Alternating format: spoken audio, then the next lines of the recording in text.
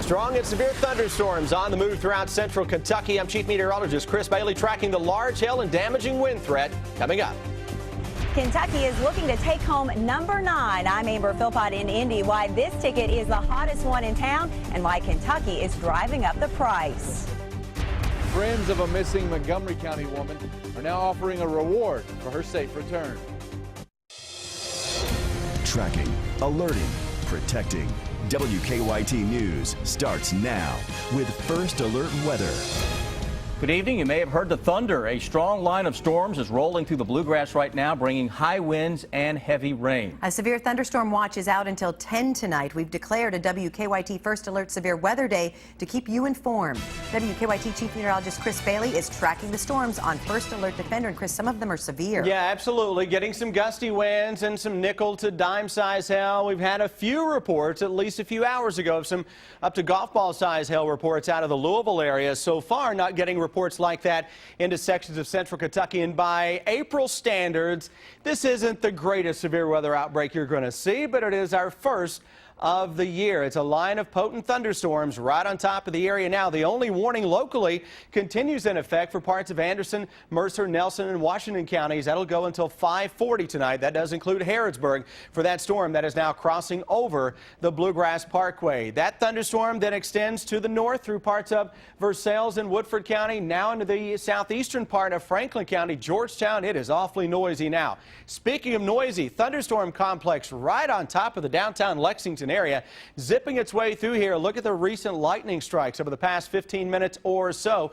Strongest part of this storm is now quickly working out of the Dunbar High School area through Stonewall and right on into the downtown Lexington area as we speak. So Main Street, downtown, Rupp Arena, getting ready to drop the hammer with some very heavy rains, a lot of lightning as well. Masterson Station subdivision that is at least temporarily moved off to our east, though additional strong and severe thunderstorms are working in from the west. Here's your live sky cam as of now. That is just to the northwest of the station. So raindrops, we'll probably hear those here in about 15 seconds, 30 seconds maybe coming up here. Additional line of thunderstorms off to our north and northeast. That extends from Cynthiana into Harrison County back to the southwest toward Georgetown. It is the leading edge of this across Cynthiana. May have some damaging winds with it as it scoots its way off to the east, and that'll impact parts of Maysville, Flemingsburg, and Moorhead over the next few hours. Guys, additional rounds of showers and thunderstorms will develop to our west and roll eastward across the area. We're not one and done, unfortunately, with the rounds of storms.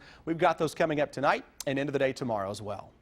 Thank you, Chris. The undefeated UK Wildcats are just 2 days away from taking the court in the Final Four. It's a rematch of last year's Final Four between Kentucky and Wisconsin with a spot in the championship game on the line. WKYT's Amber Philpott and Brian Milam are tracking the Cats live in Indianapolis as they march to 9. Hi, Amber. Hello, Sam and Jennifer. It is a very windy Circle City here. Indianapolis, it is where the road ends. It is quiet here now, but that will not be the case come later this weekend. Fans will get to see their Cats on the practice court tomorrow. It is the biggest stage they can be on. Sure. And speaking of big, the Cats always have size to their advantage, but they're going to meet a pretty big guy with the Badgers. Yeah, the Wildcats, they have 5 guys that are 6'10" or taller. But Wisconsin's got one big major factor in this ball game, and that is Frank Kaminsky. He is the National Player of the Year candidate. He is the real deal, and he's a very special player. Much like Karl Anthony Towns, he can do it all for a 7-footer. And last year, UK kept him in check in the Final Four. He scored only 8 points. I mean, we really played him with a bunch of different guys. I don't think there was one thing that we did. He missed some shots that he normally makes. You know, just looking at it, because I glanced at it again just to make sure, what did we do? You know, played like we always play. Dakari Johnson played him a lot in that game, and Marcus Lee was the other. Frank is still getting better, and as soon as he gets some good coaching when he's out of college, he'll be really good. But he's worked at every drill. He's worked at everything we've given him. He's looked at the films.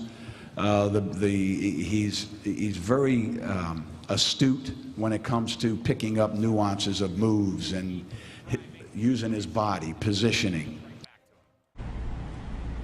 Frank Kaminsky, a special ball player. We've got it for you on Saturday. It's Kentucky and Wisconsin, an 8:49 tip, and it'll be on TBS. And boy, what a game this is going to be. A rematch of last year when Kentucky won by 1. And I watched the UK-Wisconsin game the other day from last year, just as a reference.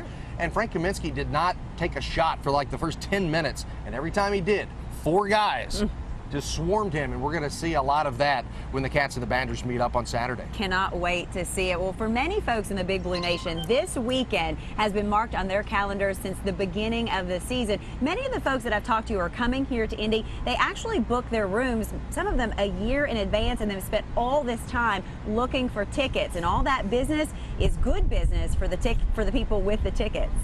It is the hottest ticket in town. I sold a pair last week that this week is going for double that. But this year, if you want to see the Cats, tickets are more expensive than ever before. Our upper level seats for Saturday started about $450 per ticket, and our upper level seats for Monday started about $350 per ticket. The Big Blue Nation has already found tickets are selling at a premium 20% higher than a year ago. This is the most expensive Final Four ticket that we've seen, by any measure you look at. Experts say the reason is simple. It all depends on location and who's playing. So this year you have sort of a perfect storm because with the tournament being, with the Final Four being played in Indianapolis, you look at Wisconsin, Kentucky, and Michigan State. All those schools are within about 350 miles of Indianapolis. And this year, there's one school driving up the cost, UK. Any tournament game where you get to have Kentucky is a moneymaker for us. And if you are still trying to get championship tickets, listen up, Big Blue Nation. How Kentucky plays will only make that ticket price jump even more for the championship game. You will see championship tickets drop tremendously and fast come Monday. While UK is looking to play into the history books, ticket sales have already done so. It is incredible, all of that money. Now remember, if you come here to Indy and you are still looking for tickets, make sure that you buy them from a reputable broker. The NCAA advises that you still check their ticket exchange website. For those that don't get tickets, we know they'll still flood this town and they will be in those bars and restaurants cheering on their Cats, that's for sure. Now coming up at 6, we're going to take a look at security. Obviously that's a big deal here. A lot of people, 70,000 people coming in for this tournament. We'll take a look at some of the things that they're doing new this year and some of the things that fans need to expect when they come here to Indianapolis. For now, that is the story here in Indy. Back to you. Thank you, Amber. It's been over 2 weeks and police still have no leads in the search for a missing Montgomery County woman. 28-year-old Audrey Blackburn was last seen back on March 17th. Her parents say that's when she went for a walk and never came back. WKYT's Victor Puente has the latest on the search. And, at this point, everybody's just worried to death. We don't know what to do. For the past 2 weeks or so, Rick Blackburn has gone to bed not knowing where his daughter is. Audrey Blackburn went for a walk, hasn't been seen since. When it got dark that night, then, 6 hours have passed. Then's when you start worrying, and we've worried ever since. The Montgomery County Sheriff's Office issued a golden alert for the 28-year-old. She has depression and anxiety and doesn't have her medication. Detectives with the Montgomery County Sheriff's Office tell me they believe Blackburn walked away. So far, they have no idea of her location. They're going through her laptop and her iPad. They believe that will confirm their suspicion. See if maybe she contacted somebody to come and pick her up. The Blackburns have contacted all of her friends that they know. It's one of those friends who's offered up $1,000 for information leading to Audrey's safe return. Rick hopes that's incentive enough for someone to tell them where she is. See, where other people have someone missing and you think, it must be rough. But you just don't know till you go through it. In Montgomery County, Victor Puente, WKYT. When Blackburn was last seen, she was wearing a pink hoodie, gray corduroy pants, brown shoes, and a rainbow scarf. A woman accused of trying to kill her newborn pleaded not guilty in a Clark County courtroom this morning. Police say Cassandra Haney gave birth in a toilet, then put the baby in a plastic bag at her Winchester apartment in January. Investigators say the woman who lived with Haney took the baby out of the trash bag and called 911. Haney is charged with attempted murder and evidence tampering. Of course, with Final Four weekend here, we have to have a good question about it today. Which coaches have the most Final Four appearances, and these are some legends. Number 1, and it's a tie, John Wooden with 12 and Coach K of Duke with 12.